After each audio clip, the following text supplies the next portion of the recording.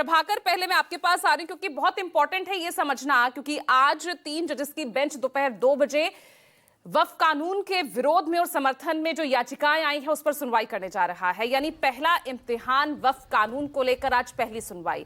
तो कितनी याचिकाएं दायर हैं, क्या दलीलें इसमें दी गई है, कैसे साबित किया जाएगा कि ये वक्फ कानून संविधान के खिलाफ है? सरकार की तरफ से क्या कुछ उनके पक्ष की तरफ से कहा जा सकता है? पूरा ये सिनेरियो आज समझाइए, कैसे रहेगा आज का दिन?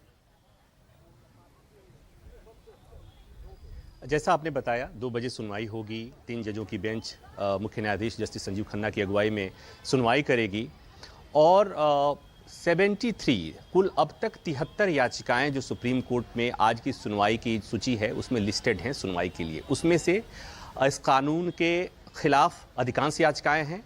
कुछ याचिकाएं ऐसी हैं जो समर्थन में भी आई हैं। मसलन बीजेपी शासित 6-7 राज्यों ने भी सुप्रीम कोर्ट में याचिका दायर की है इस कानून के समर्थन में।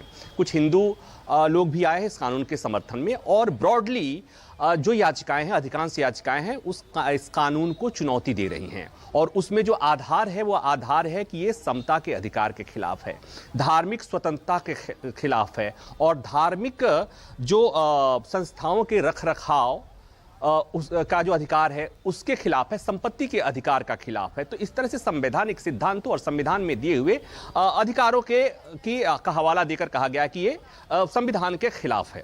तो ये जो इसके अलावा जो इस नए कानून में जो बदलाव हुए हैं उस बदलाव के एक एक प्रोविजंस को भी चुनौती दी गई है।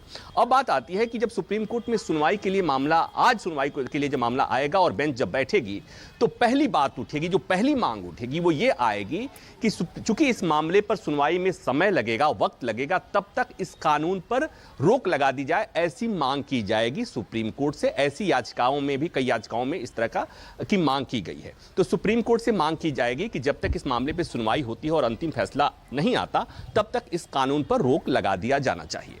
अब बात आती है कि इसके बाद क्या सुप्रीम कोर्ट इस मांग पर विचार कर सकता है क्या?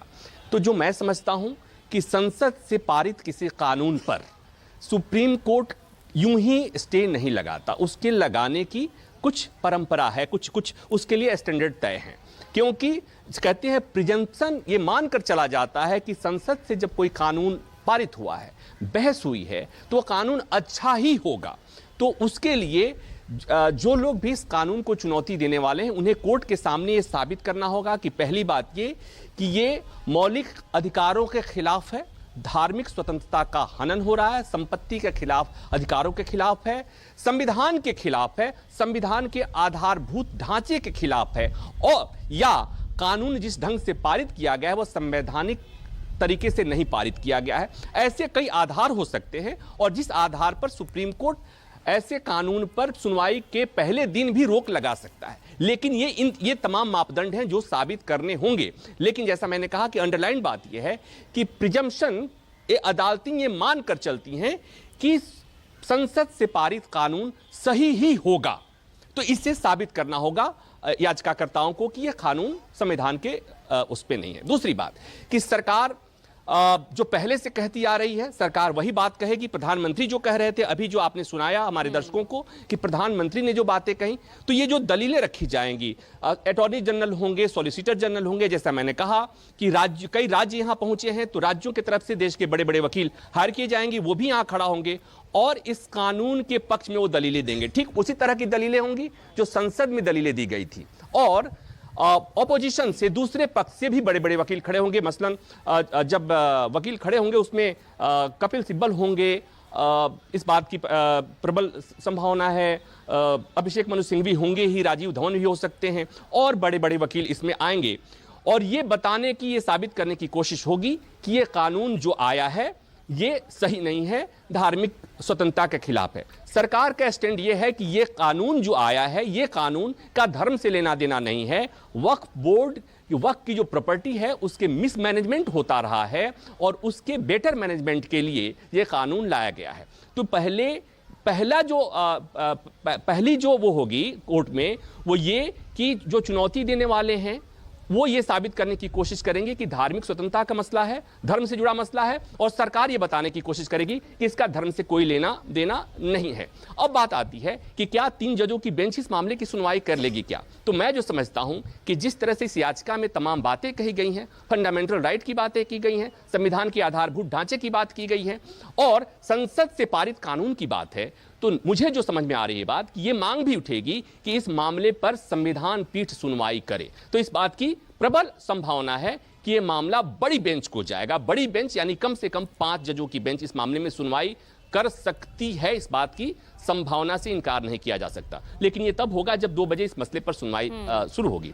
आज चूंकि इस मामले में सेंटर ने पहले से कैविएट फाइल कर रखा कि इस मामले में कोई भी आदेश पारित करने के पहले, मसलन अगर स्टे की मांग हो रही है तो स्टे का आदेश पारित अगर करना भी हो कोर्ट को, तो केंद्र सरकार की पहले दलीलें सुने। तो जैसे ही दलीलों की शुरुआत होगी तो ये दलीलें लंबी चलेंगी। तो ये 3 जजों की बेंच सुनवाई करे तो भी मामला लंबा चलेगा, और 5 जजों की बेंच सुनवाई करे तो भी मामला लंबा चलेगा। और अगर 5 जजों के बेंच के सामने मामला चला गया तो चूंकि जस्टिस संजीव खन्ना जो इस 3 जजों की बेंच के में बैठे हुए अगुवाई कर रहे हैं, इसी मई महीने में उनका कार्यकाल खत्म हो रहा है, गर्मी की छुट्टियां आ रही हैं, तो मुझे जो बात समझ में आ रही है कि इस मामले में अचानक ऐसा कुछ नहीं होने जा रहा है, तत्काल कोई फैसला नहीं आने जा रहा है। आएगा तो उसमें समय लगेगा, लंबी सुनवाई लगेगी। इस बीच में जो मांग होगी, प्रबल मांग होगी, वो ये होगी कि तब तक इस कानून पर रोक लगा दिया जाए। और जैसा मैंने कहा कि सुप्रीम कोर्ट इस कानून पर रोक तभी लगाएगा जब तात्कालिक तौर पर याचिकाकर्ता ये कोर्ट में साबित कर दें कि इस कानून को पर रोक लगाया जाना इसलिए जरूरी है कि वो फंडामेंटल राइट के खिलाफ है, संविधान के आधारभूत ढांचे के खिलाफ है, और तमाम तरह की बातें। और इस बीच में अगर कानून पर रोक नहीं लगाया जाता तो इसका जो दुष्प्रभाव होगा उसको ठीक नहीं किया जा सकता भविष्य में, और इसी आधार पर कोर्ट किसी कानून पर रोक भी लगा सकता है। तो अभी तक की जो मेरी समझ है कि कानून पहले दिन पहली सुनवाई में संसद से पारित कानून पर सुप्रीम कोर्ट बिना दोनों पक्षों को, बिना सरकार के पक्ष को विस्तार से सुने हुए स्टे लगाए, इसकी संभावना एकदम नगण्य है। ठीक है, आपने बहुत अच्छे से जो है सरकार और याचिकाकर्ताओं की दलीलों को बहुत अच्छे से सामने रखा है दर्शकों के।